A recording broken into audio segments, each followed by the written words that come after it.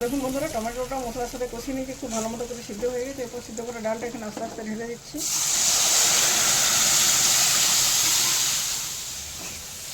ভালো মিক্স করে নিচ্ছি, দুর্দান্ত একটা কালার এসেছে। দেখুন ডালটা একটু ফুটিয়ে নিচ্ছি, তারপর ডালে আরেকবার তড়কা লাগাবো।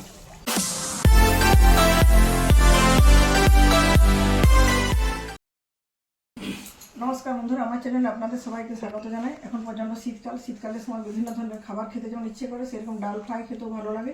তো বন্ধুরা, আমি আজকে মসুর ডাল দিয়ে ডাল ফ্রাই বানাবো। ডাল ফ্রাই বানানোর জন্য দেখুন এখানে 300 গ্রামের মতো ডাল খুব ভালো মতো করে ধুয়ে পরিষ্কার করে জল ঝরিয়ে নিয়েছি।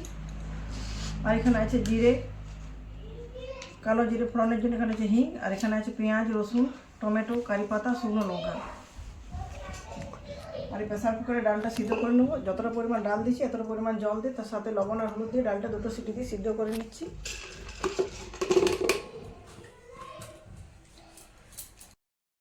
বন্ধুরা, প্রেসার কুকারে দুটো সিটি দিয়ে ডালটা সিদ্ধ করে নিচ্ছি। ডালটা ফ্রাই করার জন্য কড়াইতে তেল বসিয়ে দিচ্ছি। তেলটা গরম হয়ে গেছে। প্রথমে গরম তেলে দিয়ে দিচ্ছি কিছুটা গোটা জিরে আর কালো জিরের ফোড়ন। এরপর ওই তেলের মধ্যে দিয়ে দেবো রসুন আর পেঁয়াজ। রসুন পেঁয়াজটা ভালো মতো ভাজা হয়ে গেলে দিয়ে দেবো টমেটো আর এই কারি পাতা আর শুকনো লঙ্কার ফোড়নটা আমি পরে যখন আরেকবার ফ্রাই করবো তখন দিই।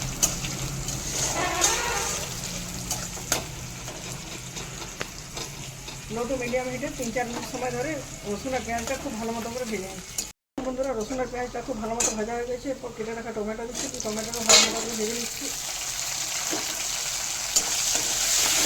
যেহেতু সেদ্ধ করার সময় লবণ দিয়েছি, লবণ বেশি দেবো না, টেস্ট করে দেবো। তাও যাতে টমেটোর কালার বেশি চলে যায়, ছোটো চামচে একটু লবণ অ্যাড করলাম। আর হলুদ দিয়ে দিচ্ছি যাতে ভালো মতো কালারটা আসে। সামান্য একটু লঙ্কার গুঁড়ো দিচ্ছি কালারের জন্য। দেখুন বন্ধুরা, টমেটোটা মশলার সাথে কষিয়ে নিয়েছি, খুব ভালো মতো করে সিদ্ধ হয়ে গেছে। এরপর সিদ্ধ করে ডালটা এখানে আস্তে আস্তে ঢেলে দিচ্ছি।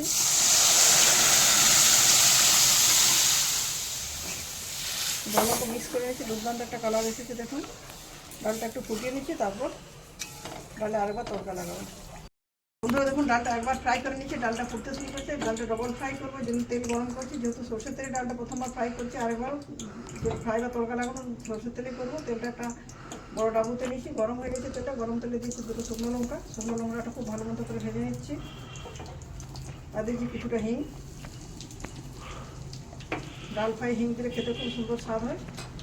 শুকনো লঙ্কার হিংটা খুব ভালো মতো ফ্রাই হয়ে গেছে। এরপর দিচ্ছি কারি পাতা।